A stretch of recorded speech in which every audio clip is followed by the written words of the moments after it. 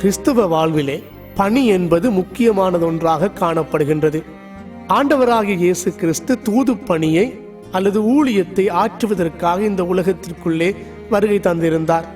எனவே தூது பணியை ஆற்றுகின்ற வேளையிலே யோவான் 20:21 ஆண்டவர் இயேசு, தந்தை என்னை உலகத்திற்குள்ளே அனுப்பியது போல நான் உங்களை உலகத்திற்குள்ளே அனுப்புகின்றேன் என்று கூறுகிறார். தந்தையினால் அனுப்பப்பட்ட இயேசு திருச்சபையையும் உலகத்திற்குள்ளே பணி செய்ய அனுப்பியிருப்பதை நாங்கள் பார்க்கிறோம். மேலும் பரிசுத்த பவுலப்போஸ்தலன் தன்னுடைய நிருபங்களிலே இதை நற்செய்தியை அறிவியாத பட்சத்திலே எனக்கு ஐயோ, அது என் மீது விழுந்த கடமை என அவர் கூறுகிறார். எனவே தூது பணியை, நற்செய்தி பணியை ஆற்றுகிறவர்களாகிய நாங்கள் எத்தகைய பண்புகளை கொண்டு இருக்க வேண்டும் என்பதை குறித்து இந்நிகழ்ச்சி வாயிலாக உங்களோடு ஒரு சில கருத்துக்களை பகிர்ந்து கொள்ள விரும்புகின்றேன்.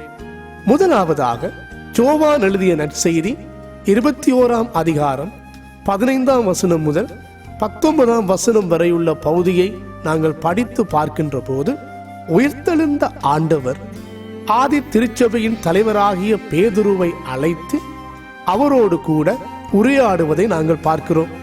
இந்த உரையாடலிலே ஆண்டவர் இயேசு பேதுருவை பார்த்து சொல்லுகிறார், பேதுருவே, திருப்பணியை ஆற்றப்போகின்ற நீ இவைகள் எல்லாவற்றிலும் பார்க்க என்னை நேசிக்கிறாயா என்று கேட்கிறார். இவைகள் எல்லாவற்றிலும் பார்க்க என்னை நேசிக்கிறாயா என்று கேட்கிறார்.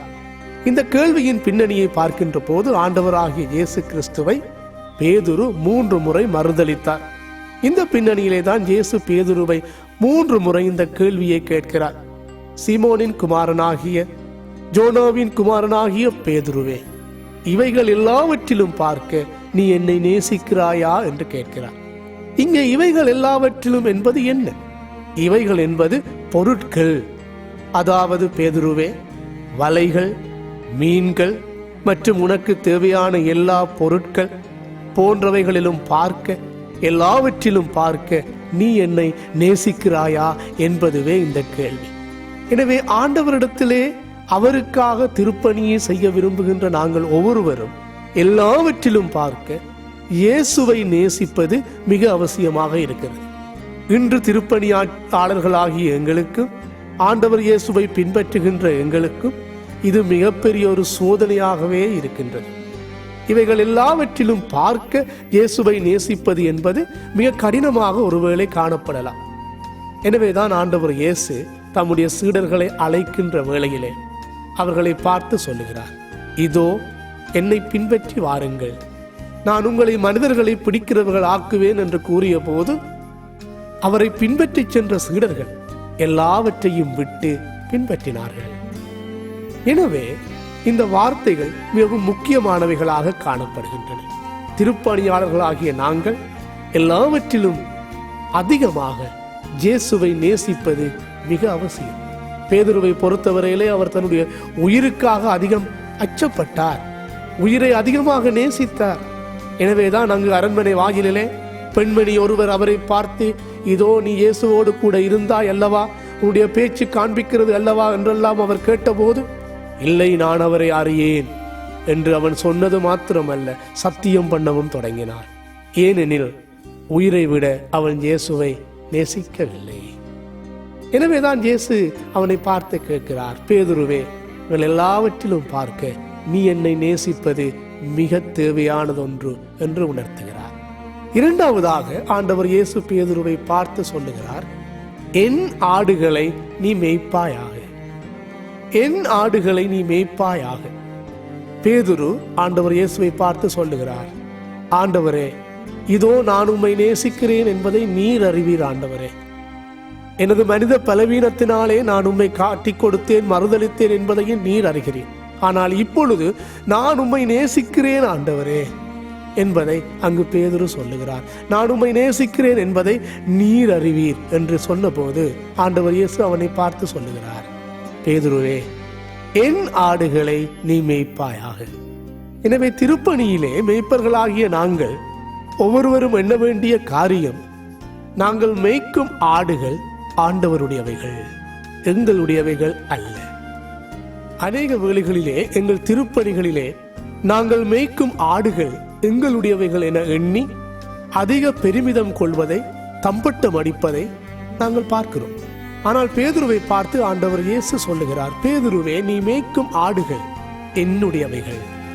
இதனையே எசேக்கியேல் 34 அதிகாரத்திலே எசேக்கியேல் தீர்க்கனும் பாபிலோனிய தேசத்திலே அடிமைகளாக இருந்த இஸ்ரவேல் மக்களை பார்த்து சொல்லுகிறார், இஸ்ராயேலர்களின் மேய்ப்பர்களே, நீங்கள் கேளுங்கள்.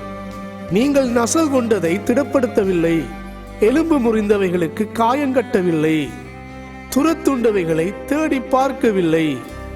நீங்கள் கொடுமையான ஆடுகளை அடித்து பொசித்து உங்களை நீங்களே நிரப்பினீர்கள் என்று கூறுகிறார். இதனையே நல்ல மேய்ப்பனாகிய இயேசு கிறிஸ்துவும் யோவான் 10 அதிகாரம் 1 வசனம் முதல் 10 வசனம் வரை உள்ள பகுதியிலே நல்ல மேய்ப்பனுக்கு இருக்க வேண்டிய பண்புகளை பற்றி அவர் பேசி, மந்தைகள் மேய்ப்பனின் குரலை அறிவதனூடாக தங்கள் மேய்ப்பனை அடையாளம் கண்டு கொள்வார்கள் என்று கூறுகிறார். இவைகள் எல்லாம் எது எங்களுக்கு எடுத்து காண்பிக்கிறது? மேய்ப்பு பணியிலே, திருப்பணியிலே ஈடுபடும் ஒவ்வொருவரும் பொறுப்புள்ளவர்கள். எங்கள் மந்தைகளை குறித்து நாங்கள் கடவுளுக்கு பொறுப்பு கொடுக்க வேண்டியவர்கள், நாங்கள் கணக்காளிகள் என்பதை ஆண்டவர் இயேசு பேதுருவுக்கு மறைமுகமாக கூறுகிறார். அநேக வேளைகளிலே எங்கள் திருப்பணிகளிலே இத்தகைய கணக்கு ஒப்புவிக்கின்ற பணியை நாங்கள் மறந்து விடுகிறோம். மூன்றாவதாக ஆண்டவர் இயேசு பேதுருவை பார்த்து ஒரு திருப்பணியாளனுக்கு இருக்க வேண்டிய பண்பை பற்றி பேசுகின்ற போது அவர் சொல்லுகிறார், பேதுருவே, உன்னுடைய திருப்பணியிலே நீ உன்னை மற்றவர்களுடன் ஒப்பிட்டு பார்க்காதே. அங்கே இயேசு பேதுருவை பார்த்து சொல்லுகிறார், பேதுருவே, நீ இளைஞனாக இருந்த போது உனக்கு இஷ்டமான இடங்களுக்கெல்லாம் நீ போனாய். ஒரு நாள் வரும், நீ முதியவனாக மாறுவாய். அப்பொழுது உனக்கு விருப்பமில்லாத இடங்களுக்கு உன்னை அழைத்து கொண்டு போவார்கள். இதோ நீ சிலுவையில் கூட தலைகீழாக மரிக்க வேண்டிய ஒரு சூழல் ஏற்படும். இவ்வாறாக நீ நற்செய்திக்காக, திருப்பணிக்காக உன்னை நீயே இழக்க வேண்டியும் ஏற்படும் என்றெல்லாம் ஆண்டவர் இயேசு சொன்னபோது, ஆண்டவர் இயேசுவின் இந்த வார்த்தைகளை கேள்விப்பட்ட பேதுரு அதிர்ச்சி அடைந்து இயேசுவை பார்த்து கேட்கிறார், ஆண்டவரே, எனக்கு இவ்வாறு நடக்கும் என்றால் இதோ உம்முடைய மார்பிலே சார்ந்திருக்கின்ற அந்த யோவானுக்கு எப்படி நடக்கும்? அவன் என்னத்தை அடைய போகிறான்? தயவு செய்து நீர் சொல்லும் என்று கேட்கிறார். அப்பொழுது இயேசு அவனை பார்த்து சொல்லுகிறார், நான் வருமளவும் இவன் இருக்க சித்தம் என்றால் உனக்கு என்ன? எனவே இந்த வார்த்தைகள் எதை காண்பிக்கிறது என்று சொன்னால், அங்கே பேதுருவை பொறுத்தவரையிலே தன்னுடைய திருப்பணியிலே அவன் தன்னை மற்றவர்களோடு எவ்வாறு ஒப்பிட்டு பார்த்து மற்றவர்களுடைய பணியை குறித்து அதிகம் அவன் கரிசனைப்பட்டு அவர்களுக்கு என்ன நடக்கப் போகிறது என்பதை குறித்து அறிவதிலே மிகவும் ஆர்வம் கொண்டவனாக அவர் இருக்கின்றார். இன்று அநேக வேளைகளிலே எங்களுடைய திருப்பணிகளிலே நாங்கள் எங்கள் பணிகளை குறித்து சிந்திப்பதில்லை. ஆண்டவர் எங்களுக்கு தந்திருக்கிற பொறுப்புகள், கடமைகளை குறித்து நாங்கள் அதிகம் எண்ணுவதில்லை. ஆனால் மற்றவர்கள் என்ன செய்கின்றார்கள், அவர்களுக்கு எப்படி நடக்கப் போகிறது என்பதை குறித்து அதிக ஆர்வம் உள்ளவராக இருக்கின்றோம். இது ஆதி திருச்சபையிலே ஏற்பட்ட ஒரு முக்கியமான ஒரு போராட்டம். இயேசுவின் உயிர்த்தெழுதல் நிகழ்ச்சியை நாங்கள் படித்து பார்க்கின்ற போது யோவான் 20 அதிகாரம் 1 முதல் 16 வசனம் வரை உள்ள பகுதியை படித்து பார்த்தால் அங்கே தெரியும், கல்லறைக்குள்ளே பேதுருவும் யோவானும் ஓடுகிறார்கள்.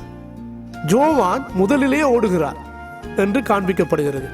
ஆனால் யோவானை காட்டிலும் பின்னர் வந்த பேதுருவே கல்லறைக்குள்ளே நுழைந்து சென்று பார்த்ததாக நற்செய்தியாளர் குறிப்பிடுகிறார். இது எங்களுக்கு எதை காண்பிக்கிறது என்றால், ஆதி திருச்சபையில் ஏற்பட்ட அந்த தலைமைத்துவ போட்டி, யோவானுக்கும் பேதுருவுக்கும் இடையில் ஏற்பட்ட போட்டி. இந்த போட்டியையே மறுபடியும் இங்கு காண்கின்றோம். இது எங்களுக்கு எதை காண்பிக்கிறது? திருப்பணியாளர்களுக்கு இடையே நிலவுகின்ற போட்டிகளும் ஒப்பீடுகளும் இது ஆண்டவரின் திருப்பணியை கொச்சப்படுத்துகின்றன, அவமதிக்கின்றன. எனவேதான் உயிர்த்தெழுந்த ஆண்டவர் பேதுருவை ரகசியமாக அழைத்து அவனிடத்திலே பொறுப்புகளை ஒப்படைவதற்கு முற்பதாக பேதுருவை பார்த்து கேட்கிறார், பேதுருவே, நீ இவைகள் எல்லாவற்றிலும் என்னை அன்பு செலுத்துகிறாயா? என்னுடைய ஆடுகளை நீ மேய்க்கின்றாய் என்ற உணர்வு உனக்கு இருக்கிறதா? நீ திருப்பணியிலே உன்னை மற்றவர்களோடு ஒப்பிடக்கூடாது என்பதை நீ கற்றுக்கொள்ள ஆயத்தமாய் இருக்கிறாயா என்ற செய்திகளை எல்லாம் கற்பிக்கின்றார். இதன் பின்னரே அவரிடத்திலே பொறுப்புகளை ஒப்படைக்கின்றார். எனவே அன்புள்ளங்களே, எங்கள் திருப்பணிகளிலே நாங்கள் இத்தகைய பண்புகளை எங்களிடத்திலே இருத்திக் கொள்ள அழைக்கப்படுகிறோம். எல்லாவற்றிலும் பார்க்க இயேசுவை நேசித்தல். நாங்கள் மேய்க்கின்ற ஆடுகள் எங்களுடையவைகள் அல்ல, நாங்கள் அவைகள் குறித்து கணக்கு ஒப்புவிக்கப்பட வேண்டியவர்கள். எங்கள் பணிகளிலே நாங்கள் மற்றவர்களுடன் எங்களை ஒப்பிடக்கூடாது என்ற உண்மைகளை இதனூடாக நாங்கள் அறிந்து கொள்ள ஆயத்தமுள்ளவர்களாக இருக்க வேண்டும். ஜெபம் செய்வோம். ஆண்டவரே, எங்களை பணியாளர்களாக அழைத்ததற்காக உமக்கு நன்றி. எங்கள் பணிகளிலே எல்லாவற்றையும் விட உம்மை நேசிக்க எங்களுக்கு உதவி செய்யும். நாங்கள் மேய்க்கும் ஆடுகள் எங்களுடையவைகள் அல்ல, உம்முடையவைகள் என்பதை கற்று கணக்கு ஒப்புவிக்க எங்களுக்கு மனதை தாரும். எங்கள் பணிகளிலே நாங்கள் எங்களை மற்றவர்களுடன் ஒப்பிட்டு பார்க்காதபடி இருக்க உதவி செய்யும். இயேசுவின் மூலம் ஜெபிக்கிறோம் பிதாவே, ஆமென்.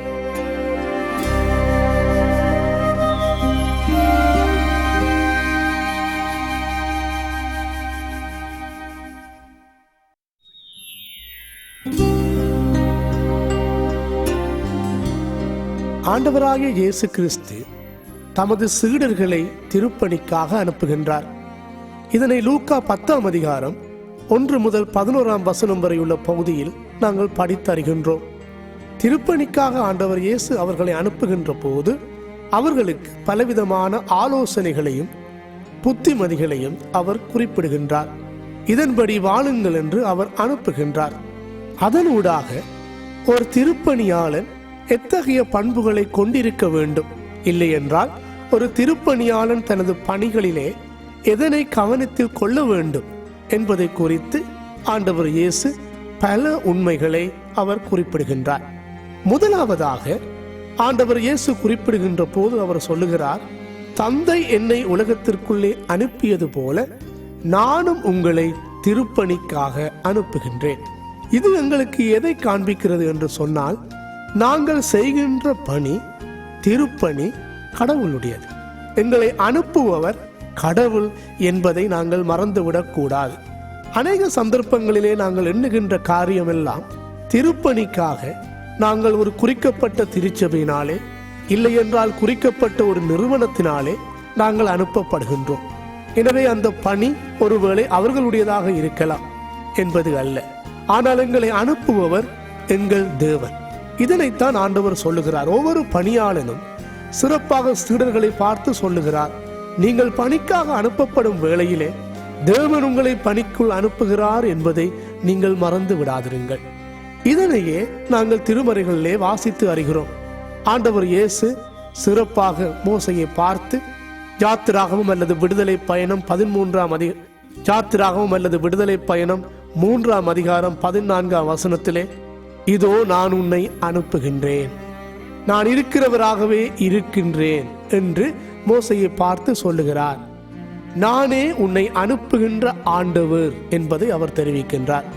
இதனையே நாங்கள் ஏசாயா 6ஆம் அதிகாரம் 1 முதல் 8ஆம் வசனம் வரை உள்ள பகுதியிலே படித்து பார்த்தால் அங்கே ஆண்டவர் சொல்லுகிறார், யாரை நான் எனது பணிக்காக அனுப்புவேன், யார் நமது காரியமாக போவார் என்று சொல்லுகின்ற ஆண்டவருடைய குரலை நான் கேட்டேன் என்று ஏசாயா கூறுகின்றார். எனவே பணிக்காக அனுப்புபவர் பணியின் சொந்தக்காரர் எங்கள் ஆண்டவராகிய இயேசு கிறிஸ்துவே. எனவே ஒவ்வொரு பணியாளனும் இந்த உண்மையை, இந்த பணியை எங்களுடைய உள்ளத்திலே இருத்திக் கொள்ள வேண்டும். இதனைத்தான் ஆண்டவர் இயேசு தம்முடைய சீடர்களை பார்த்து சொல்லுகிறார், இதோ நான் உங்களை உலகத்திற்குள்ளே அனுப்புகிறேன். இரண்டாவதாக, ஒவ்வொரு பணியாளனும் தனது பணியிலே தன்னை அனுப்பியவரிலே தங்கி இருக்க வேண்டும். தன்னை குறிக்கப்பட்ட ஒரு பணிக்காக யார் அனுப்பியிருந்தாரோ அந்த பணியிலே அனுப்பியவர் மீது அதிக நம்பிக்கையும் பொறுப்பும் உள்ளவராக அவர் மீது தங்கி இருத்தல் ஒவ்வொரு பணியாளனுடைய சிறப்புமாகும். எனவேதான் ஆண்டவர் இயேசு தம்முடைய சீடர்களை பார்த்து சொல்லுகிறார், பணிக்கு அனுப்பப்பட்டவர்களை நோக்கி சொல்லுகிறார், இதோ நீங்கள் போகின்ற போது வழிக்கு தடியை கொண்டு போக வேண்டாம், பாதரட்சியை கொண்டு போக வேண்டாம், உங்களுடைய பைகளுக்குள்ளே பணத்தை கொண்டு போக வேண்டாம்.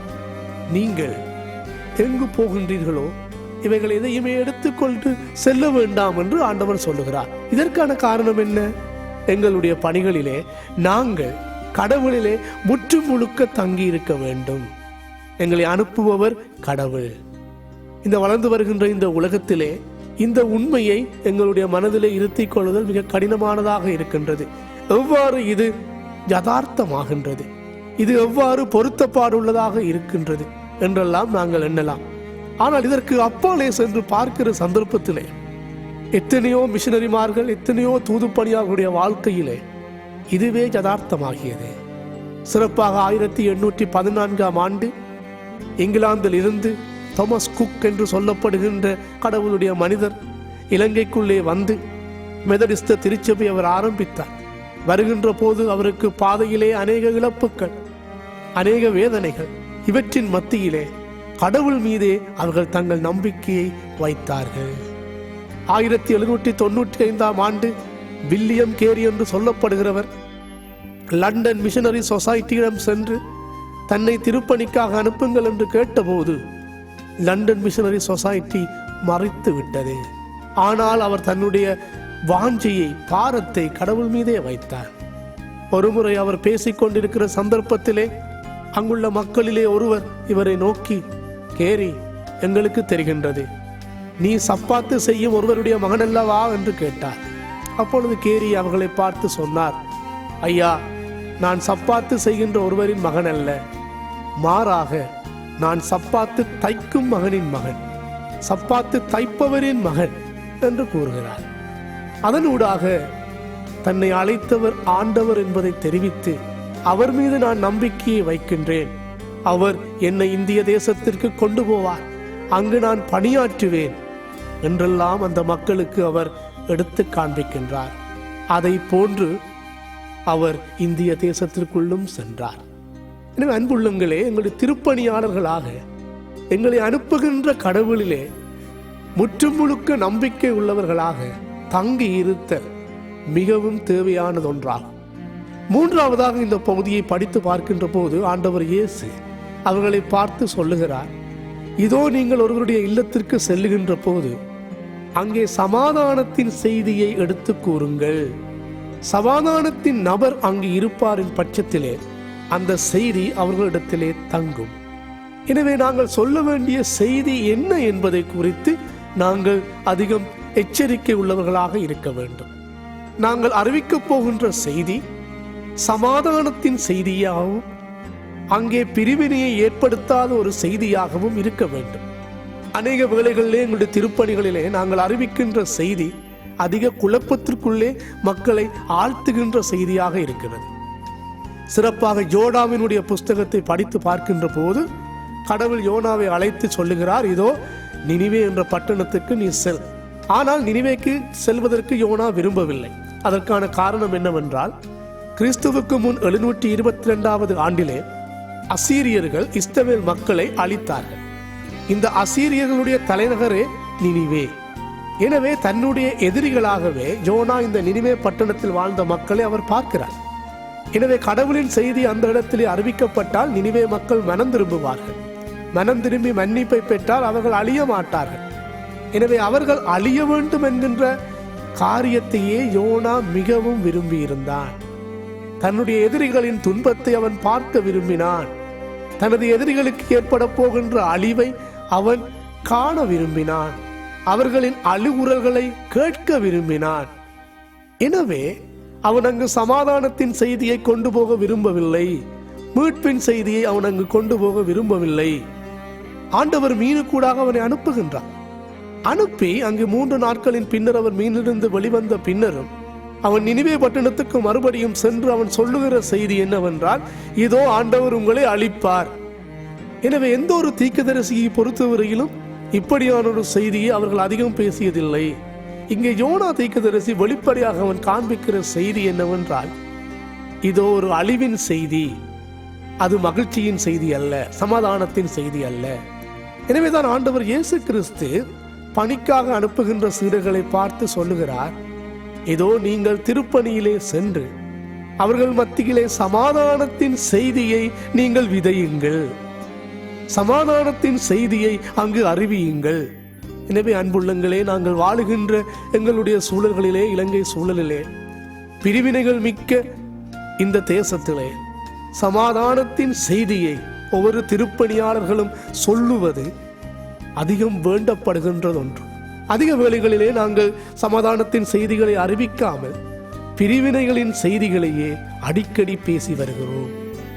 நாலாவதாக ஆண்டவர் இயேசு தம்முடைய சீடர்களை பார்த்து சொல்லுகிறார், நீங்கள் சென்று நோய்களை குணமாக்குங்கள், பிசாசுகளை துரத்துங்கள், கடவுளுடைய அரசை அறிவியுங்கள் என்று சொன்ன பின்னர் சீடர்கள் இயேசுவிடத்திலே திரும்பி வருகிறார்கள். வந்து சொல்லுகிறார்கள், ஆண்டவரே, நாங்கள் எல்லா காரியங்களையும் செய்து எங்களுக்கு அதிக புகழ் கிடைத்திருக்கிறது, எல்லாம் நடைபெற்றது, உம்முடைய பெயராலே அதிக அற்புதங்கள், அடையாளங்கள், செய்திகள் எல்லாம் சொல்லப்பட்டு விட்டது. அப்பொழுது இயேசு அவர்களை பார்த்து சொல்லுகிறார், பெயரையும் புகழையும் நீங்கள் தரித்துக் கொள்ளாதிருங்கள். எனவே உங்களுடைய பெயர் பரலோகத்தில் எழுதப்பட்டிருக்கிறது என்பதை குறித்து மாத்திரம் நீங்கள் சந்தோஷப்படுங்கள். இதோ உங்கள் பெயர்களாலே இவைகள் நடைபெற்றிருக்கிறது என்பதை குறித்து நீங்கள் அதிகம் பேசாதிருங்கள். நீங்கள் மக்களை அதிகம் நியாயம் தீர்க்காது இருங்கள் என்று சொல்லுகிறார். அநேக வேளைகளிலே எங்களுடைய திருப்பணிகளிலே, நிறைவுகளிலே நாங்கள் அதிகம் மகிழ்ச்சி அடைகிறோம், புகழ் அடைகிறோம். எனவே இந்த புகழ், மகிழ்ச்சி, துதி எல்லாமே கடவுளுக்குரியது, தேவனுக்குரியது என்பதை நாங்கள் மறந்து விடுகிறோம். எனவேதான் ஆண்டவர் இயேசு தம்முடைய சீடர்களை பார்த்து சொல்லுகிற காரியம், நீங்கள் திருப்பணிகளுக்கு செல்லுகின்ற போது உங்களை அனுப்பியவர் கடவுள் என்பதை மறக்காதிருங்கள். நீங்கள் அனுப்பப்பட்டிருக்கின்ற அந்த பணியிலே, கடவுளிலே தங்கி இருக்க நீங்கள் மறந்து விடாதிருங்கள். நீங்கள் சொல்ல போகிற செய்தி சமாதானத்தின் செய்தி என்பதை மறக்காதிருங்கள். நியாயம் தீர்ப்பவர் கடவுள் என்பதை நீங்கள் எண்ணிக்கொள்ளுங்கள். நிறைவாக, உங்கள் பணிகளிலே வருகின்ற பெயரும் புகழும் உங்களுக்குரியதல்ல, கடவுளுக்கே செலுத்தப்பட வேண்டும் என்பதை என்றென்றும் நினைத்துக் கொள்ளுங்கள் என்று தமது சீடர்களுக்கு அறிவுரை ஆற்றியதை நாங்கள் பார்க்கின்றோம். அன்புள்ளங்களே, எங்கள் திருப்பணிகளிலும் நாங்கள் இத்தகைய பண்புகளை, இத்தகைய குண இயல்புகளை கொண்டு பணியாற்ற நாங்கள் அழைக்கப்படுகின்றோம். ஜெபம் செய்வோம்.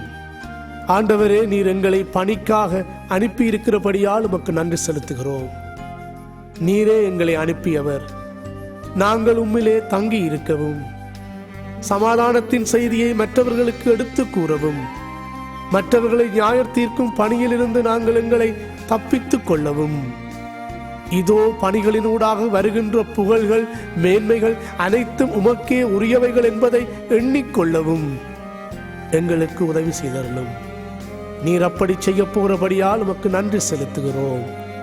இயேசு கிறிஸ்துவின் மூலம் தாழ்மையுடன் மன்றாடுகிறோம் பிதாவே, ஆமென்.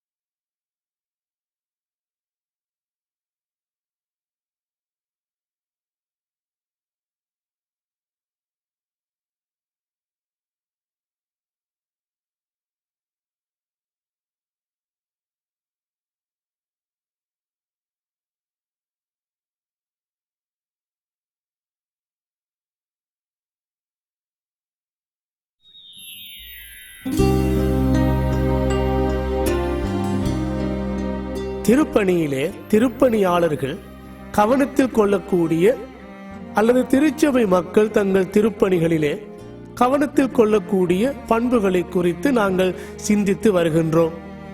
சிறப்பாக இந்த நாளிலும் கூட மார்க்கு எழுதிய நற்செய்தி 9ஆம் அதிகாரம் 38ஆம் வசனம் முதல் 42ஆம் வசனம் வரை உள்ள பகுதியை படித்து பார்க்கின்ற போது இன்னும் பல உண்மைகளை நாங்கள் கண்டுகொள்கின்றோம். ஒரு முறை இயேசுவின் சீடர்களில் ஒரு சிலர் இயேசுவிடத்திலே வந்து, ஆண்டவரே, இதோ ஒரு மனிதன் உம்முடைய திருப்பெயராலே பேய்களை துரத்தி கொண்டிருந்ததை நாங்கள் கண்டோம். நாங்கள் அவனை தடை செய்யவில்லை. அவன் அந்த பணிகளை அவன் செய்து கொண்டே இருந்தான்.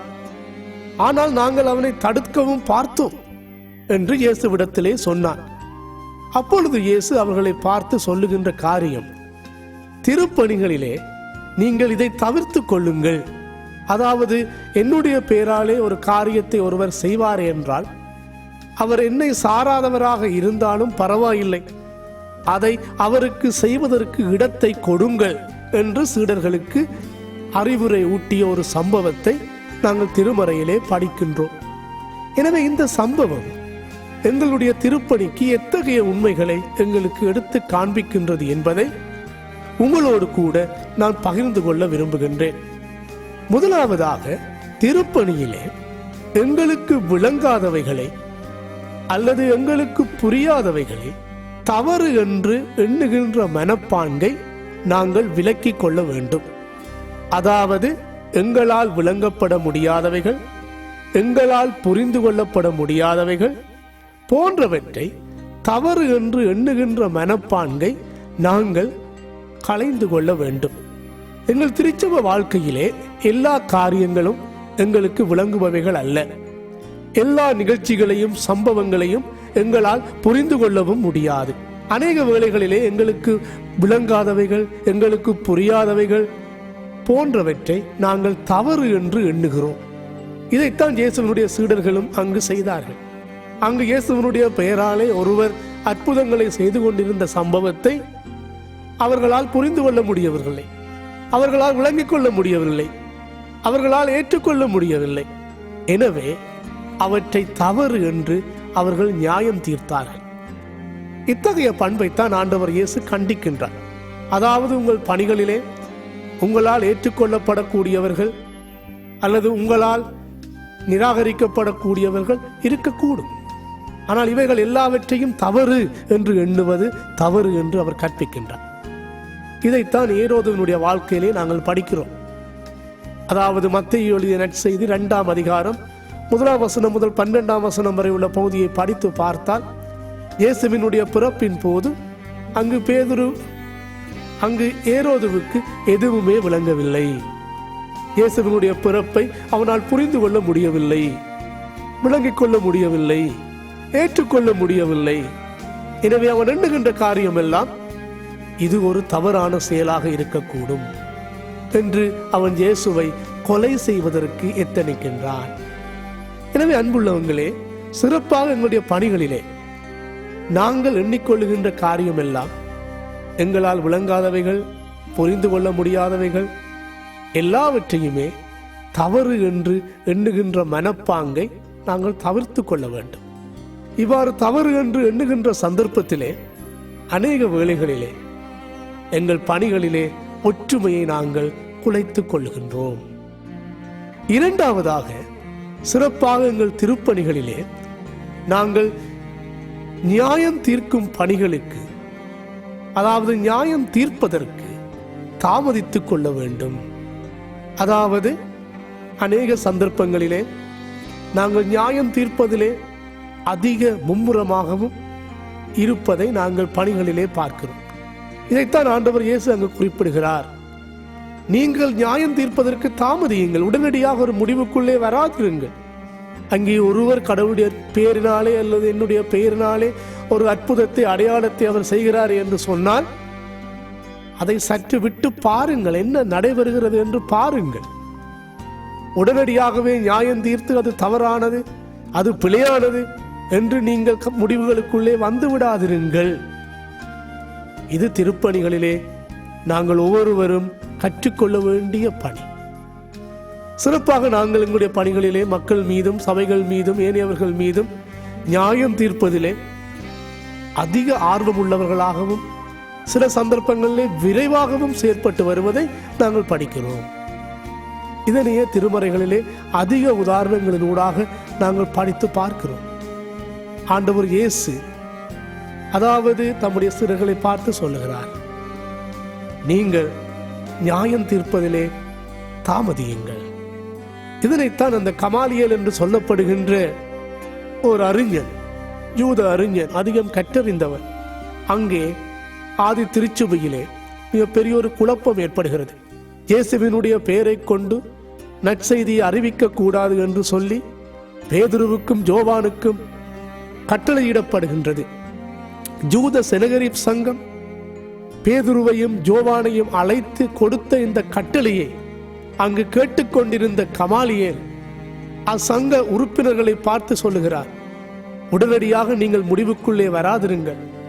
ஏனென்றால் ஒரு சில நாட்களுக்கு முன்பதாக ஜூதாஸ் தெயுதாஸ் என்று சொல்லப்படுகிற இருவர் எழுந்து இயேசுவின் பெயரை சொல்லி பல அற்புதங்களையும் அடையாளங்களையும் செய்து வந்தார்கள். ஆனால் அவர்களால் நிலைத்து நிற்க முடியவில்லை. எனவே இதையும் நீங்கள் அவ்வாறு எண்ணிவிடாதிருங்கள். இவர்கள் செய்வதற்கு இடம் கொடுங்கள். இவர்கள் உண்மையிலே கடவுளுடைய பெயரினாலே செய்வார்கள் என்றால் அது நிலைத்து நிற்கும். இல்லாத பட்சத்திலே அவைகள் அழிந்து போகும் அல்லவா என்று கமாலியேல் செனகரீப் சங்கத்தில் இருந்த மக்களுக்கு அறிவுரை கூறுகின்றார். இது எங்களுக்கு எதை எடுத்து காண்பிக்கிறது? முடிவெடுப்பதற்கு தாமதியுங்கள், நியாயம் தீர்ப்பதற்கு தாமதியுங்கள். எனவே இத்தகைய பண்புகளைத்தான் ஆண்டவர் இயேசு தம்முடைய சீடர்களை பார்த்து சொல்லுகிறார். திருப்பணியிலே நீங்கள் நியாயம் தீர்க்க தாமதியுங்கள் என்று சொல்லுகிறார். மூன்றாவதாக இந்த பகுதி எங்களுக்கு எதை எடுத்து காண்பிக்கிறது என்று சொன்னார், பணியில் காணப்பட வேண்டிய ஒருமைப்பாட்டு தன்மை. அதாவது ஆண்டவர் பெயரினாலே பணியாற்றுகின்ற பணியாளர்களுக்கு இடையே காணப்பட வேண்டிய ஒருமைப்பாட்டு தன்மையை பற்றி இங்கு பேசுகின்றார். அதாவது ஒப்புரவாகலின் தன்மையை பற்றி இங்கு பேசுகின்றார். கடவுளாலே அனுப்பப்பட்டிருக்கிற இந்த திருச்சபை, பணியாற்றுகின்ற திருச்சபை தனது பணிகளிலே ஒப்புரவு தன்மைகளை பற்றி சிந்திப்பது மிக அவசியம். இதனால் தான் பரிசுத்த பவுலப்போஸ்தலன் கொரிந்தியருக்கு எழுதிய 1வது நிருபம் 12வது அதிகாரத்திலே இயேசுவினுடைய திருச்சபையை சரீரத்துக்கு ஒப்பிட்டு சரீரத்தில் நிலவ வேண்டிய ஒற்றுமையை பற்றி அவர் அங்கு பேசுகின்றார். பணிகளில் வேறுபாடுகள் காணப்படுகின்றன, ஆனால் பணிகளின் மத்தியிலே ஒற்றுமை இருக்க வேண்டும் என்பதை கூறுகிறார். எபேசியர் 4ஆம் அதிகாரம் 16வது வசனத்திலே பணிகளில் வேறுபாடுகள் காணப்படுகிறது, ஆனால் அவைகளின் மத்தியிலும் ஒற்றுமை பேணப்பட வேண்டும் என்று அவர் குறிப்பிடுகிறார்.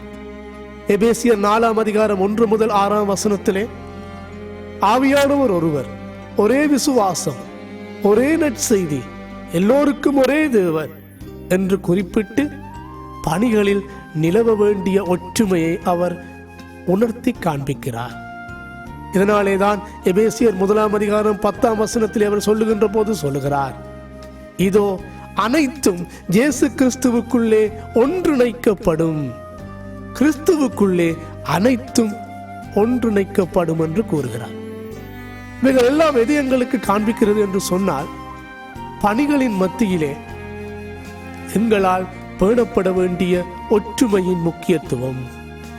இதனால் தான் 1927ஆம் ஆண்டு நேதன் சோல்டபிரம் என்று சொல்லப்படுகிற கடவுளுடைய மனிதன் பின்வருமாறு சொல்லுகிறார், கோட்பாடுகளும் உறுதி கோட்பாடுகளும் எங்களை பிரித்து நிற்கின்றன, ஆனால் பணிகள் எங்களை இணைத்து நிற்கின்றன. கோட்பாடுகளும் உறுதி கோட்பாடுகளும் எங்கள் மத்தியிலே பிரிவினைகளை ஏற்படுத்துகின்றன, ஆனால் பணிகள் எங்களிடத்திலே ஒற்றுமையை ஏற்படுத்துகின்றது என்று கூறுகிறார். எனவே திருப்பணியாளர்களாகிய நாங்கள் எங்கள் பணிகளிலே ஒற்றுமையை அதிகளவு காத்துக்கொள்ள அழைக்கப்படுகின்றோம். இந்த ஒற்றுமை எங்களுக்குள்ளே உறவாக மாற வேண்டிய தேவை இருப்பதை நாங்கள் பார்க்கின்றோம். இதனால் தான் ஆண்டவர் இயேசு தம்முடைய சீடர்களை பார்த்து சொல்லுகிறார், தயவு செய்து அதை நிறுத்தி விடாதிருங்கள். அவரும் என்னுடைய பெயரினாலே பேய்களை துரத்துவதற்கும் அற்புதங்களை செய்வதற்கும் நீங்கள் அனுமதியை கொடுங்கள். அதனூடாகவும் கடவுளுடைய நாமமே மகிமைப்படுகிறது. எனவே தயவாக அவரை நிறுத்தி விடாதிருங்கள் என்று ஆண்டவர் இயேசு கேட்பதை நாங்கள் பார்க்கிறோம். நான்காவதாக இந்த சம்பவம் எங்களுக்கு எதை காண்பிக்கிறது என்று சொன்னால், அதாவது கடவுளுடைய பணியில் நாங்கள் ஒவ்வொருவரும் பங்குதாரர்களாக மாற வேண்டும். அதாவது கடவுளின் பணியை இந்த உலகிலே நாங்கள் மாத்திரமல்ல, ஏனையவர்களும் ஆற்றுகிறார்கள் என்கிற மனநிலையை நாங்கள் வளர்த்து கொள்ள வேண்டும். தேவன் எங்களுக்கு தந்திருக்கின்ற இந்த ஊழியத்தை நான் மாத்திரமல்ல, என்னுடன் இணைந்து அநேகர் இந்த பணியை ஆற்றிக்கொண்டு வருகிறார்கள் என்ற மனப்பாங்கை நாங்கள் வளர்த்து கொள்ள வேண்டும். அநேக வேளைகளில் நாங்கள் எண்ணுகின்ற காரியம் எல்லாம் நாங்கள் தான் கடவுளுடைய பணியை ஆற்றிக் கொண்டு வருகிறோம், ஏனையவர்கள் இந்த பணிகளிலே ஆற்றுவதில்லை என்ற ஒரு பெருமிதமான சிந்தனை எங்களுக்குள்ளே இருக்கிறது. இதுதான் இயேசுவுடைய சீடர்களுக்குள்ளும் இருந்தது. அநேக வேளைகளில் அவர்கள் இந்த சிந்தனையினாலே ஆட்கொள்ளப்பட்டும் இருந்திருக்கிறார்கள். எனவேதான் இயேசு அங்கே சீடர்களை பார்த்து சொல்லுகிறார், நீங்கள் மாத்திரமல்ல, ஏனையவர்களும் என்னுடைய பணியிலே ஈடுபட்டிருக்கிறார்கள்.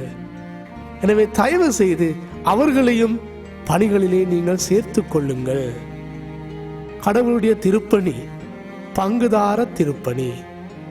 இதனால்தான் நாங்கள் பார்க்கின்றோம், பரிசுத்த பவுலினுடைய ஊழிய திருப்பணியிலே அவர் அநேகரை பங்குதாரர்களாக பயன்படுத்தினார். குறிப்பாக ஆக்கில்லா பிரிஸ்கில்லா என்று சொல்லப்படுகிற குடும்பத்தை பயன்படுத்தினார். நன்றாக பேச்சுவன்மை உள்ள அப்பல்லோ என்பவரை பயன்படுத்தினார். தீமோத்தேயு தீத்து என்பவர்களை பயன்படுத்தினார். யூதா சீலா போன்றவர்களை பயன்படுத்தினார். இப்படி அநேகரை அவர் திருப்பணிகளிலே பயன்படுத்தினார்.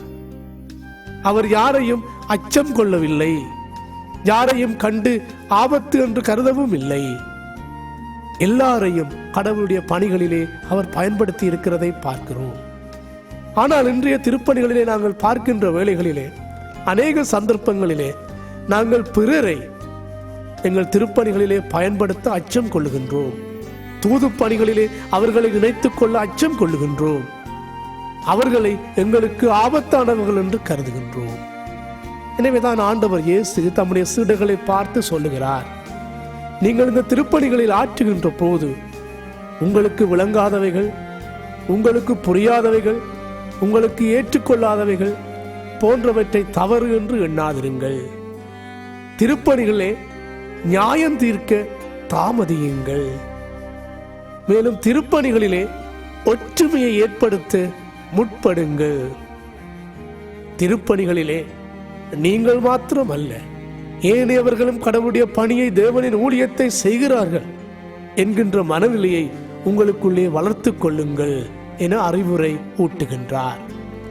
எனவே அன்புள்ளங்களே, கடவுளுடைய பணியை பல்வேறு நிலைகளிலே திருப்பணியாளர்களாக, திருச்சபைகளிலே பல்வேறு துறைகளிலே பெண்கள் சங்க உறுப்பினர்களாக, ஆடவர் சங்கங்களாக, பாடகர் குழுவாக மற்றும் அநேக உக்கிரானத்துவ பணிகளாக எப்பணிகளை நாங்கள் செய்தாலும் ஆண்டவர் இயேசு சீடர்களுக்கு கற்றுக் கொடுத்த அந்த விழுமியங்களை எங்கள் வாழ்க்கையிலே பதித்துக் கொள்ள அழைக்கப்படுகின்றோம்.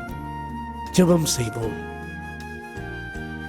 அன்புள்ள இயேசு சுவாமி, நீர் எங்களை திருப்பணியாளர்களாக அழைத்திருப்பதற்காக உமக்கு நன்றி செலுத்துகிறோம்.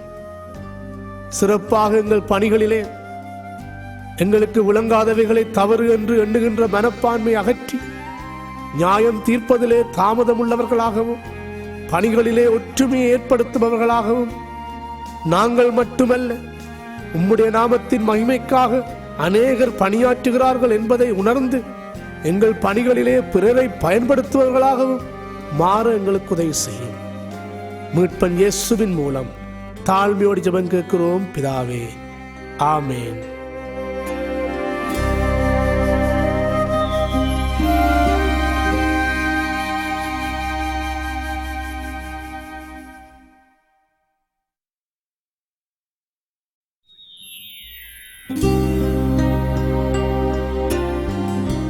ஆண்டவராகிய இயேசு கிறிஸ்து தமது சீடர்களுக்கு கொடுத்த இறுதி கட்டளையை அல்லது பெரிய கட்டளையை நாங்கள் நற்செய்தி நூல்களிலே படிக்கின்றோம். சிறப்பாக மத்தேயு எழுதிய நற்செய்தி 28ஆம் அதிகாரம் 16ஆம் வசனம் முதல் 20ஆம் வசனம் வரை உள்ள பகுதியில் இக்கட்டளையை படிக்கிறோம்.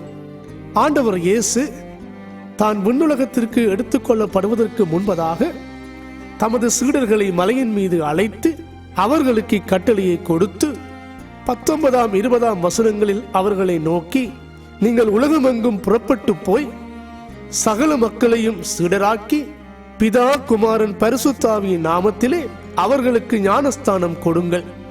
இதோ உலகத்தின் முடிவு பரியந்தமும் சகல நாட்களிலும் நான் உங்களுடனே கூட இருக்கிறேன் என்று சொன்ன உன்னத கட்டளையை நாங்கள் படிக்கிறோம். எனவே இந்த உன்னத கட்டளை திருப்பணியாளர்களாகிய எங்களுக்கு எத்தகைய உண்மைகளை எடுத்துரைக்கின்றது என்பதை இந்த நிகழ்ச்சியின் வாயிலாக உங்களுடன் பகிர்ந்து கொள்ள விரும்புகிறேன். முதலாவதாக, ஆண்டவர் இயேசு இந்த கட்டளையை கொடுக்கின்ற போது 11 சீடர்கள் மாத்திரம் இருந்ததாக மத்தேயு குறிப்பிடுகிறார். இங்கு யூதாஸ் காணப்படவில்லை.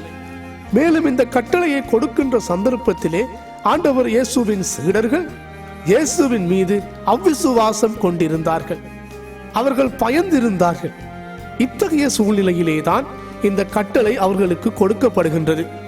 எனவே இந்த பணியாற்றுகின்ற இந்த சூழல், அதாவது ஒரு மனிதனின் விசுவாச அறிக்கை போன்றவைகள் அவ்விசுவாச நிலையிலிருந்தே தோன்றுகின்றன. திருப்பணியாளர்களை பார்க்கின்ற போது, திருப்பணிகளை பார்க்கின்ற சந்தர்ப்பத்திலே எப்பொழுதுமே அவ்விசுவாச சூழலே விசுவாச சூழலுக்கு இட்டு செல்லுகின்றது. எரேமியாவின் அழைப்பை பார்க்கின்ற போதும் அவன் ஆரம்பத்திலே அந்த அழைப்பை பார்த்து சொல்லுகிறான், இதோ நான் சிறுபிள்ளை, என்னால் முடியாது. மோசையை கடவுள் அழைக்கின்ற வேளையிலும் அங்கு சொல்லுகின்றார், ஏதோ நான் திக்குவாயன், பேச முடியாது. ஏசாவை அழைக்கின்ற போது, இதோ நான் அசுத்த உதடுகள் உள்ள மக்கள் மத்தியில் வாசம் செய்பவர், என்னால் முடியாது. இங்கே சீடர்களுடைய நிலையும் இதற்கு ஒத்த நிலைக்கு காணப்படுகின்றது. அவர்களும் சொல்லுகிறார்கள், இது இயலாதது. எனவே ஒரு திருப்பணியிலே ஆண்டவரின் அழைப்பு அவ்விசுவாசத்தில் இருந்தே விசுவாசத்தை நோக்கிய அழைப்பு என்பதை மறந்துவிட முடியாது.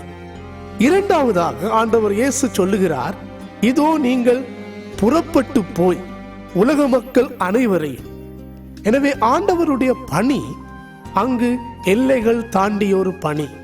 அது குறிக்கப்பட்ட இடத்திற்கோ, குறிக்கப்பட்ட மதத்திற்கோ, குறிக்கப்பட்ட மொழிக்கோ, குறிக்கப்பட்ட திருச்சபைக்கோ அல்லது குறிக்கப்பட்ட நாட்டிற்கோ உள்ளடக்கப்பட வேண்டிய பணி அல்ல. அது எல்லோரையும் உள்வாங்கிய பணி. இதனை மார்க்கு நற்செய்தியாளர் குறிப்பிடுகின்ற போது அவர் சொல்லுகிற காரியம் என்னவெனில், நீங்கள் எல்லா படைப்புகளுக்கும் சொல்லுங்கள் என்று சொல்லுகிறார். எல்லா மனிதர்களுக்கு மாத்திரமல்ல, எல்லா படைப்புகளையும் உள்வாங்குமாறு அவர் அழைக்கிறார். எனவே ஆண்டவருடைய பணி எல்லா படைப்புகளுக்கும் உரித்தானது ஒன்று. இதனைத்தான் நாங்கள் மத்தேயு நற்செய்தியிலே படிக்கின்ற போது, சிறப்பாக மத்தேயு 2ஆம் அதிகாரம் 1ஆம் வசனம் முதல் 12ஆம் வசனத்திலே அங்கு சாஸ்திரிகள் அல்லது ஞானிகள் இயேசுவின் பிறப்பை பார்க்க வருகின்றார்கள்.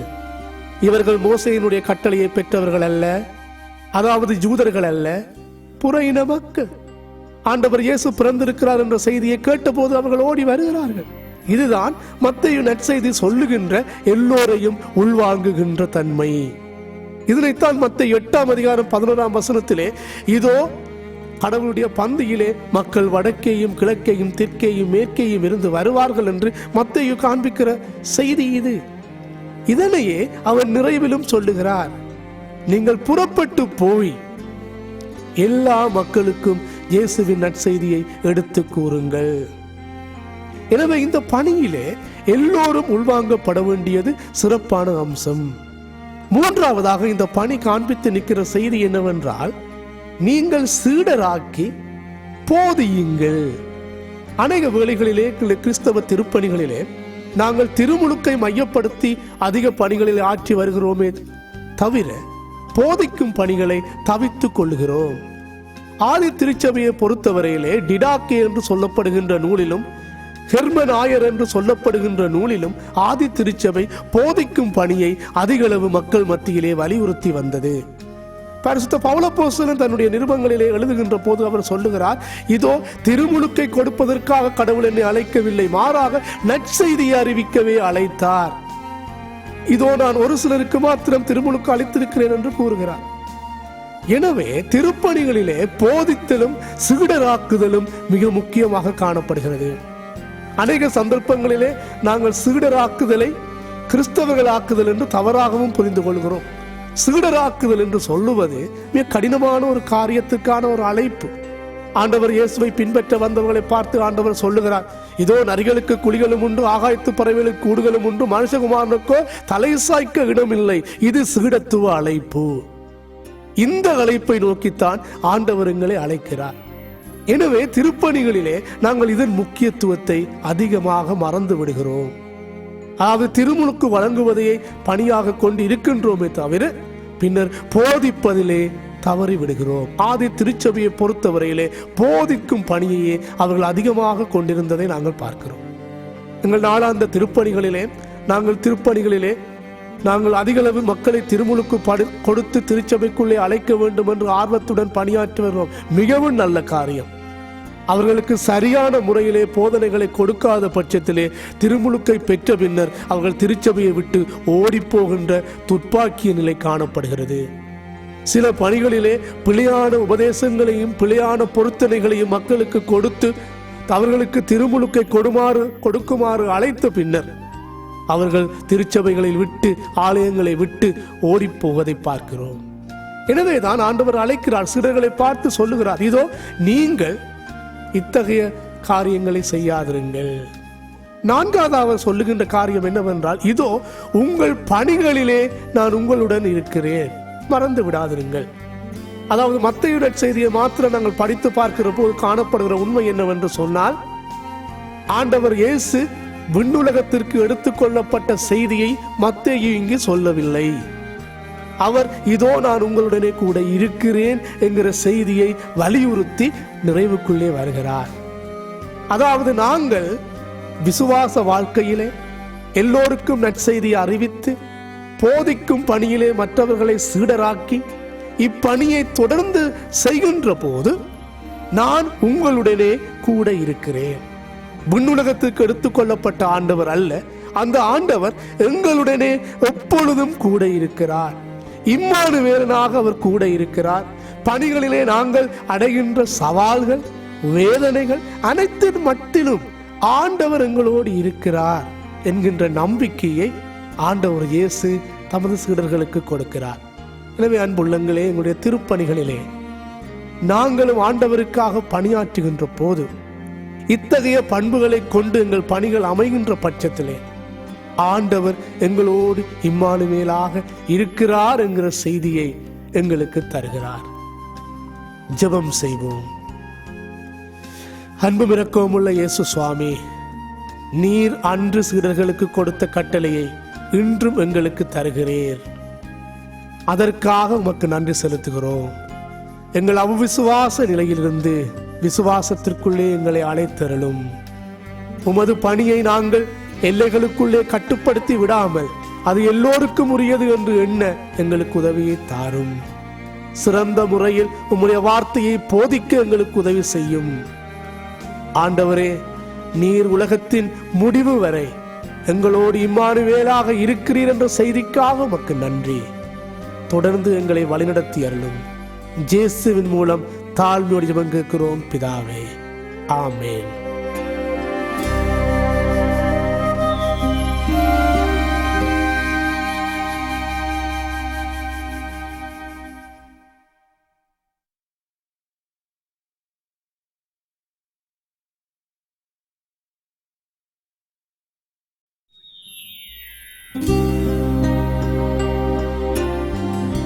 ஆண்டவராகிய இயேசு கிறிஸ்து தனது திருப்பணியை பற்றி பேசுகின்ற போது தனது திருப்பணி பின்வரும் இலக்குகளில் அமைகின்றது என்பதை அவர் ஜெப ஆலயத்திலே கூறியிருந்தார். லூக்கா 4ஆம் அதிகாரம் 16ஆம் வசனம் முதல் 21ஆம் வசனம் வரை உள்ள பகுதியை படித்து பார்க்கின்ற போது ஆண்டவர் ஜெப ஆலயத்திற்கு அல்லது தொழுகை கூடத்திற்கு சென்று அங்கே ஏசாயாவின் சுருளை வாங்கி அவர்களை பார்த்து, கர்த்தருடைய ஆவியானவர் என்மேல் இருக்கிறார், தரித்திரருக்கு நற்செய்தியை அறிவிக்கும்படியாகவும் சிறைப்பட்டவர்களை விடுதலையாக்கும்படியாகவும் விழிப்புலன் இழந்தவர்களுக்கு பார்வையை கொடுக்கும்படியாகவும் கர்த்தருடைய அனுக்கிரக வருஷத்தை பிரசங்கிக்கும்படியாகவும் என்னை அனுப்பியுள்ளார் என கூறினார். எனவே இயேசுவினுடைய இந்த வார்த்தைகள் ஏசாயா தீர்க்கதரிசியின் புஸ்தகம் 61ஆம் அதிகாரம் 1 முதல் 3ஆம் வசனம் வரை உள்ள பகுதியில் அடங்கி இருக்கின்றன. எனவே ஜூத ஜெப ஆலயத்திலே ஆண்டவர் இயேசு தன்னுடைய திருப்பணியினுடைய தன்மையை மக்களுக்கு எடுத்து காண்பிக்கிறார். எனவே இத்தகைய திருப்பணி எத்தகைய பண்புகளை கொண்டிருக்கின்றது என்பதை நாங்கள் இங்கு சிந்திக்க முயற்சிப்போம். முதலாவதாக, கர்த்தருடைய ஆவியானவர் என்மேல் இருக்கிறார். எனவே கர்த்தருடைய ஆவியானவர் எங்களில் இருக்கும் போது அந்த ஆவி எங்களை பணி செய்ய அழைக்கின்றது. அநேக வேளைகளிலே கர்த்தருடைய ஆவியானவர் பணிக்காக எங்களை அனுப்புகின்றார் என்பதை நாங்கள் மறந்து விடுகிறோம். கர்த்தருடைய ஆவியினால் நிரப்பப்பட்ட ஆண்டவர் பணியாற்றுவதற்காக ஜெப ஆலயத்திற்கு சென்று தனது பணியின் மேன்மையை பற்றி எடுத்து கூறுகின்றார். இரண்டாவதாக, அப்பணியினால் எத்தகைய தன்மைகள் கொண்டிருக்கின்றது, அப்பணி எத்தகைய தன்மைகளை கொண்டிருக்கிறது என்பதை கூறுகின்றார். சிறப்பாக தரித்திரருக்கு நற்செய்தியை அறிவித்தல். தரித்திரருக்கு நற்செய்தி அறிவிக்கப்படுதல் என்பது என்ன, யார் இந்த தரித்திரர்கள் என்பதை குறித்து நாங்கள் பார்க்க அழைக்கப்படுகிறோம். ஜூத பாரம்பரியத்தின் படியும் முறைமையின் படியும் அக்காலத்திலே தரித்திரர்கள் அல்லது பாவிகள் என்று சொல்லப்பட்ட மக்கள் காணப்பட்டார்கள். எனவே இந்த மக்கள் யார் என்று பார்க்கும் போது மீனவர்கள், விவசாயிகள், பாவிகள், விலை மாதுக்கள், பெண்கள், சிறுவர்கள், இவர்கள் எல்லோருமே தரித்திரர்கள் என்று கருதப்பட்டார்கள். ஏனென்றால் இவர்கள் நியாயப்பிரமாணத்தை கற்க முடியாதவர்கள். நியாயப்பிரமாணத்தின்படி யார் யார் வாழ முடியாதவர்களோ அவர்கள் எல்லாரும் பாவிகள் என்றே கருதப்பட்டார்கள். எனவேதான் ஆண்டவர் இயேசு சொல்லுகிறார், இப்பேற்பட்ட மக்களுக்கே நான் நற்செய்தியை கொண்டு வந்திருக்கிறேன். ஏனெனில் இவர்கள் சமுதாயத்தினாலே பாவிகள் என்று தள்ளப்பட்டவர்கள். கல்வி அறிவு அற்றபடியினாலே, நியாயப்பிரமாணத்தை கற்க முடியாத தன்மை உள்ளவர்களாக இருந்தபடியினாலே இவர்களுக்கு படிக்கவோ நியாயப்பிரமாணத்தின்படி நடக்கவோ முடியாதவர்கள். இவர்கள் மற்றவர்களாலே தொலைக்கப்பட்டவர்கள். இந்த மக்களுக்கு நற்செய்தியை கொண்டு வருவதாக இயேசு கூறுகிறார். மத்தேயு எழுதிய நற்செய்தி 9ஆம் அதிகாரத்தை படித்து பார்க்கின்ற போது ஆண்டவர் சொல்லுகிறார், இதோ இஸ்ரவேலர்களுக்குள் காணாமல் போன ஆடுகளை தேடியே நான் வந்தேன். இதன் அர்த்தம் என்னவென்று படித்து பார்த்தால், அதாவது இஸ்ரவேலர்களுக்குள்ளே தாங்களாகவே தொலைந்தவர்கள் அல்ல, மற்றவர்களால் தொலைக்கப்பட்ட மக்கள். பரிசேயர்கள், சதுசேயர்கள், வேதபாரகர்கள் போன்றவர்களால் தொலைக்கப்பட்ட இந்த மக்களுக்கு நற்செய்தியை நான் கொண்டு வருகிறேன் என்று ஆண்டவர் சொல்லுகிறார். எனவே எங்களுடைய திருப்பணிகளிலே யார் இந்த தரித்திரர்கள் என்பதை அடையாளம் கண்ணுதல் மிக அவசியமாகின்றது. இவர்கள் பொருளாதாரத்தினால் மாத்திரமல்ல, சமுதாயத்தினால், கலாசாரத்தினால், அரசியலினால், மதத்தினால் தரித்திரராக்கப்பட்டிருக்கின்ற மக்களையே இங்கு ஆசிரியர் குறிப்பிடுகிறார். எனவே எங்கள் திருப்பணிகளில் எங்களால் தொலைக்கப்பட்டவர்கள் யார், எங்களால் மறைக்கப்பட்டிருப்பவர்கள் யார், எங்களால் ஒதுக்கப்பட்டிருப்பவர்கள் யார், அவர்களே தரித்திரர்கள். அவர்களுக்கு நற்செய்தி தேவைப்படுகிறது என்பதை மறந்துவிட முடியாது. இரண்டாவதாக, ஆண்டவர் இயேசுவின் பணிகளிலே காணப்படுகின்ற உண்மை என்னவெனில், சிறைப்பட்டவருக்கு விடுதலை என்று இயேசு குறிப்பிடுகிறார். எனவே சிறைப்பட்டவர்களுக்கு விடுதலை என்பது என்ன? ஆண்டவர் இயேசு பணியாற்றுகின்ற சந்தர்ப்பத்திலே அக்காலத்திலே யோவான் ஸ்நானகன் சிறையிலே இருந்தார். சிறையிலே இருந்த யோவான் ஸ்நானகனை இயேசு ஒருபோதுமே சென்று பார்க்கவில்லை. இப்பேற்பட்ட ஒரு சூழ்நிலையிலே சிறைப்பட்டவர்களுக்கு விடுதலையை பற்றி இயேசு ஏன் பேசுகிறார் அல்லது எதை குறித்து பேசுகிறார் என்று பார்க்கின்ற போது ஆண்டவர் சொல்ல வருகின்ற காரியம் எல்லாம் சிறை கதவுகளை மூடுதலையே அவர் குறிப்பிடுகிறார். அதாவது மத்தேயு நற்செய்தியை படித்து பார்க்கின்ற போது ஆண்டவர் இயேசு பின்வருமாறு பேசுகிறார், இதோ அதிகாரி உன்னை சேவகனிடத்திலும், சேவகன் உன்னை நியாயாதிபதியிடத்திலும், நியாயாதிபதி உன்னை கொலை கூண்டிலும் நிறுத்துவதற்கு முன்னர் உனது சகோதரனிடத்திலோ அல்லது பிறனிடத்திலோ குற்றம் உண்டென்று நீ கருதினாள் தயவாக சென்று அவனுடன் நீ ஒப்புரவாகு. எனவே ஒப்புரவாகுதல் மேற்கொள்ளுகின்ற போது, மன்னிப்பு மேற்கொள்ளுகின்ற போது சிறைகள் தேசத்திலே காணப்பட மாட்டாது. எனவே சிறைகள் எப்பொழுது அதிகரிக்கின்றது? மன்னிப்பு அற்ற சூழல், ஒப்புரவாகுதல் அற்ற சூழல், விட்டு கொடுக்காமைகள், பழிவாங்குதல்கள் அதிகரிக்கின்ற போதே தேசத்திலே சிறைகள் காணப்படுகின்றன. எனவே ஆண்டவர் இயேசு சொல்லுகின்ற காரியம் என்ன? சிறைப்பட்டவர்களுக்கு விடுதலை என்பது மன்னிப்பினூடாக, ஒப்புரவாகுதலின் ஊடாக சிறைகளை மூடுங்கள், சிறைகளுக்குள்ளே பிறரை அனுப்பாதிருங்கள். இதனையே சிறைப்பட்டோருக்கு விடுதலை என ஆண்டவர் கூறுகிறார். இதுவே ஒப்புரவாகுதலின் ஊழியம். 2 கொரிந்தியர் 5ஆம் அதிகாரம் 17ஆம் வசனம் முதல் 20ஆம் வசனம் வரை உள்ள பகுதியிலே ஆண்டவர் இயேசு இந்த ஒப்புரவாக்குதலின் பணியையே இந்த உலகிலே ஆற்ற வந்ததாக பரிசுத்த பவுல் அப்போஸ்தலன் கூறுகிறார். இப்பணி இந்நாட்களிலே மிகவும் தேவைப்படுகின்றது ஒன்று. கடவுளுக்கும் மனிதனுக்கும், மனிதனுக்கும் சக மனிதனுக்கும், மனிதனுக்கும் இயற்கைக்கும் ஒப்புரவாகுதல் ஊழியம் தேவைப்படுகிறது. மனிதனுக்கும் மனிதனுக்கும் இடையே இந்த ஒப்புரவாகுதலின் ஊழியம் நடைபெறுகின்ற போது சிறை கதவுகள் மூடப்படுகின்றன. இதுவே ஆண்டவர் இயேசுவின் திருப்பணியின் இன்னும் ஓர் நிலை. 3ஆவதாக ஆண்டவர் சொல்லுகின்ற காரியம், கர்த்தருடைய அனுக்கிரக வருஷத்தை அறிவியுங்கள். இந்த அனுக்கிரக வருஷம் என்ன என்று பார்க்கின்ற போது இதுவே ஜூபிலி ஆண்டு. இந்த ஜூபிலி வருடம் விடுதலையின் வருடம், மக்கள் சந்தோஷம் அடைகின்ற வருடம். கடனை பெற்றவர்களுக்கு கடன் கொடுத்தவர்களால் விடுதலை கிடைக்கின்றது. குத்தகைக்கு நிலம் எடுத்தவர்களுக்கு அதற்கான உரிமை பணத்தை செலுத்த முடியாத பட்சத்திலே அவர்களுக்கு விடுதலை கிடைக்கின்றது. வீட்டிலே வாழுகின்ற அடிமைகள் விடுதலை பெற்று செல்லுகின்ற நாளே இந்த ஜூபிலி வருடம். எனவே மக்கள் எல்லோரும் இந்த ஜூபிலி வருடத்திற்காக காத்திருந்தனர். எப்பொழுது இது வரும் என்பதை குறித்தெல்லாம் அங்கலாய்த்துக் கொண்டிருந்தார்கள். எனவேதான் ஆண்டவர் இயேசு சொல்லுகிறார், ஒவ்வொரு நாளும் ஜூபிலி வருடமாக மாற வேண்டும். எனவே ஜூபிலி வருடம் ஒன்று வரப்போகின்றது, அந்த நாளிலே எங்களுக்கு விடுதலை கிடைக்கப் போகின்றது என்று விடுதலைக்கான மக்கள் காத்திருக்க வேண்டிய தேவை இல்லை.